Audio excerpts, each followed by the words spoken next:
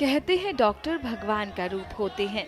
वो मरीज को बचाने के लिए हर मुमकिन कोशिश करते हैं, लेकिन जब डॉक्टर ही जिद पर अड़ जाए तो नज़ारा कुछ ऐसा दिखता है। ये हैं जयपुर के डॉक्टर जो सड़क पर प्रदर्शन कर रहे हैं। हाल ही में राइट टू हेल्थ बिल को लेकर डॉक्टरों का प्रदर्शन जारी था। इसी बीच राजस्थान विधानसभा में इस बिल को पारित कर दिया गया। अब सरकार का कहना है कि इनकी सभी मांगे पूरी कर दी गई हैं, फिर भी ये हड़ताल जारी है।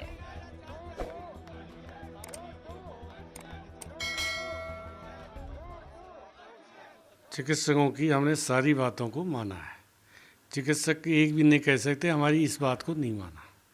तो चिकित्सकों का हड़ताल पर जाना, बेवजह जाना, निश्चित रूप से उनको सोचना चाहिए कि जो हमने जो मांगे की थी, चीफ सेक्रेटरी लेवल से की थी, सीएम साहब से मिली थी।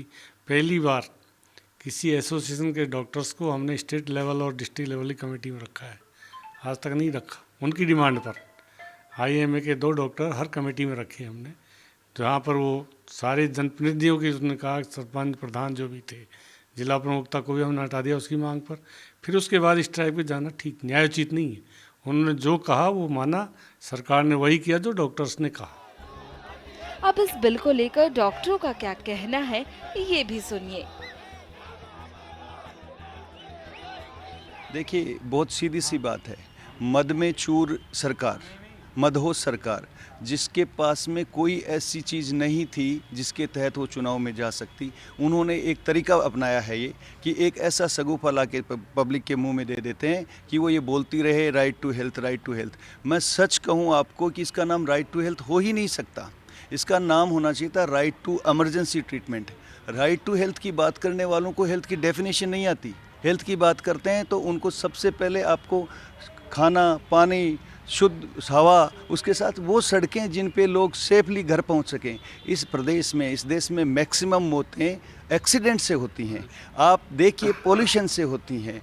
जिस देश में मैं प्रदेश की बात करूंगा, देश की बात तो बात की है, जब स्वास्थ्य की परिभाषा ही कंप्लीट नहीं हो रही है तो ये कैसे सोच सकते हैं कि आप राइट टू हेल्थ लेके आएँ। उससे भी अगली बात मैं आपको बताऊं, ये यदि हेल्थ को लेके इतनी ही चिंतित थी सरकार तो ये 5वें वर्ष में क्यों लेके आई?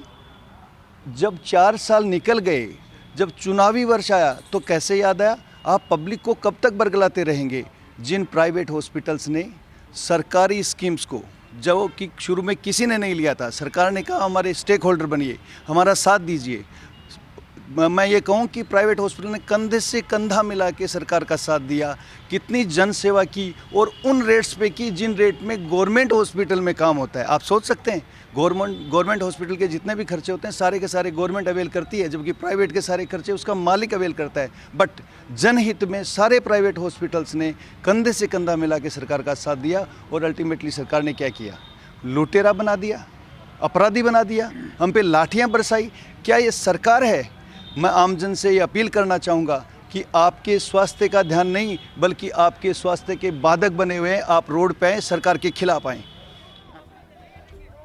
बता दें कि राइट टू हेल्थ बिल के पास होने से पहले हजारों की संख्या में डॉक्टर्स विधानसभा का घेराव करने जा रहे थे। इसी बीच स्टैचू सर्कल के पास पुलिस ने वाटर कैनन का इस्तेमाल किया, लेकिन अब बिल पास होने के बाद भी ये हड़ताल जारी है।